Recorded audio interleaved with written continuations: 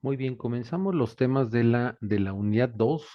Como lo dice el título, vamos a hablar sobre óptica geométrica. Bueno, y dejo aquí un par de ejemplitos de un poco lo que vamos a analizar. Correcto. Puntualmente, óptica es la rama de la física que se dedica al estudio de la luz, pero importante, hay dos versiones o dos puntos de vista. El que vamos a utilizar nosotros en clase, donde consideramos a la luz como un rayo. Me gusta aquí el ejemplito que está en pantalla del láser, el cómo puede chocar, pues eso, la luz como siguiendo una trayectoria rectilínea, puede rebotar y sale con un cierto ángulo.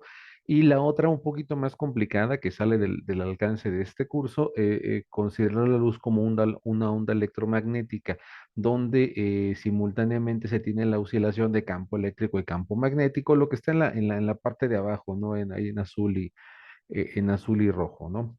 Ok, bueno. Parte importante es considerar que todo lo que está aquí en el espectro electromagnético en pantalla son considerados eso, ¿no? Ondas de esa naturaleza. Según las propiedades, ya sea de longitud de onda o frecuencia, van a cumplir con ciertas características, ¿no? Puntualmente, lo que más nos atañe a nosotros es estudiar esta parte que es la región del visible, que está por acá a la derecha, ¿no? Yendo desde, bueno, cercano al infrarrojo hacia el ultravioleta. Por ahí alguna pregunta de examen que me tocó alguna vez para esto, me preguntaban la sensibilidad del ojo humano.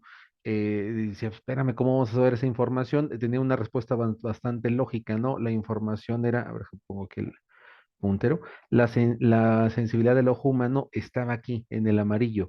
¿Por qué? Pues era precisamente la luz del sol. Pero aún así, pues obvio, podemos distinguir entre varios, ¿no? Entonces, puntualmente les digo, esto también pudiera ser parte de la evaluación, entre 400 y 700 nanómetros es lo que tenemos, ¿no? Si nos vamos por debajo o por arriba, tenemos la parte de infrarrojo, ultravioleta, igualmente después de ultravioleta, rayos X, rayos gamma, etcétera, etcétera, ¿no?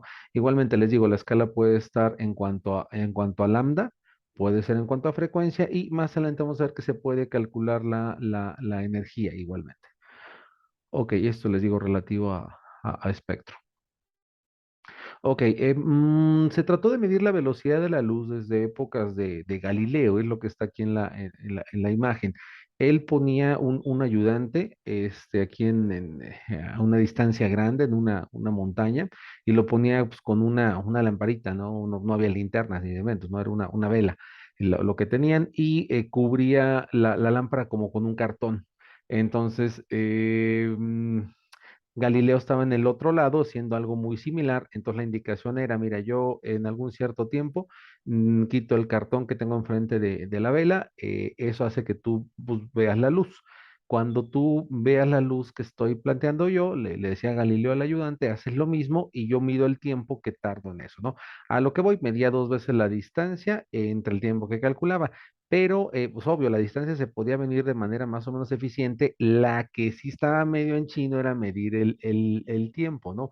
Aquí lo que encontró fue una dispersión muy alta de valores experimentales, por lo que concluyó, no, ¿sabes qué? Este experimento que estoy haciendo no está bien planteado, porque este tiempo es muy complicado de medir, ¿no? Simplemente encontró lo que está aquí, datos con dispersión altísima, y dijo, mira, es una velocidad muy grande que no puedo medir.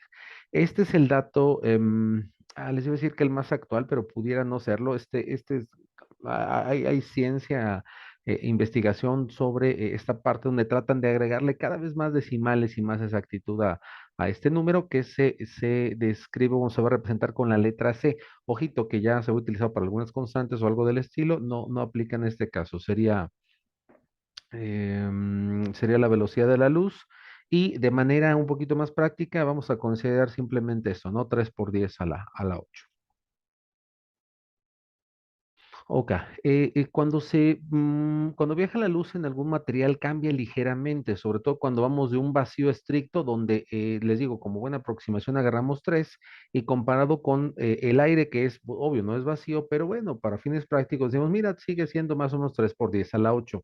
Les digo, ya con mayor exactitud sí se podrá obtener que es 299, ¿no? Etcétera, o sea, cambia hasta el cuarto o tercer decimal, por eso les digo, para fines prácticos, tanto en vacío como en aire, vamos a considerar ese valor. ¿Qué pasa con el agua? Aquí con el agua ya cambia un poquito, ya disminuye la velocidad de la luz. Igualmente, si en esa agua ponemos algún otro soluto, dígase azúcar, cambia un poquito, etcétera, etcétera. O sea, según el material por el que esté transitando, la velocidad cambia. Ojo, siempre un valor menor. Aquí tengo, no, es que pensé que traía una nota, es uno de los postulados de la relatividad. Nada puede viajar más rápido de la luz en el medio, ¿no? O sea, nunca vamos a tener un valor mayor a 3, siempre serán menores. La explicación que recibía yo de mis cursos de óptica, ya un poquito más avanzada, es que decían, bueno, ¿por qué se va retrasando la luz en un medio? Puntualmente, les digo, la explicación que ahí recibía es que cuando llegaba la luz a un medio, agua, digamos, la luz llegaba a la molécula de agua absorbía esa luz y luego la volvía a emitir. Eso le daba un desfasamiento, etcétera, etcétera, hacía que perdiera un poco de velocidad. Ok, vámonos con esta parte, es la parte que ya tiene aplicación, es la parte que ya trae algunas ecuacioncitas. Son un par de leyes, lo que vendría siendo la ley de reflexión y refracción. Básicamente lo que está en estas dos imágenes, ¿sí? Importante, hay una interfaz entre estos dos medios. Suele ser un poquito lo que tenemos en el de la derecha, ¿no? Tener aire la parte de arriba, agua en el de abajo. Ok. Entonces, de esa interfaz voy a trazar una línea normal o perpendicular, ¿no? O sea, un ángulo de 90 grados con respecto a esa interfase. ¿Qué es lo que ocurre? Viene un rayo en el medio y con respecto a ese, ¿cómo se llama? Y con respecto a el ángulo respecto a la normal, va a reflejarse con un cierto ángulo, ¿sí? Pero les digo, una parte se va a reflejar, obvio se le llama rayo reflejado, y otro va a refractarse o entrar en el otro medio. Ok, bueno, un poquito la animación, a ver, se cortó. Ahí está, sí, más o menos lo que les decía, llega un rayo, una parte se refleja, otra se refracta.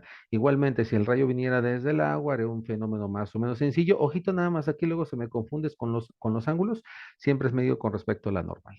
Ok, vámonos a la parte de las ecuaciones. Estas ecuaciones, ambas, me parece que las sacó un holandés. Aquí está, de nombre Snell. De hecho, hay varias leyes de holandeses que estudiaron en esa época antigua sobre óptica. La primera, ley de reflexión, tal cual, te dice, mira, el ángulo que se refleja va a ser igual con el que salió. A lo que voy, me regreso al esquemita anterior.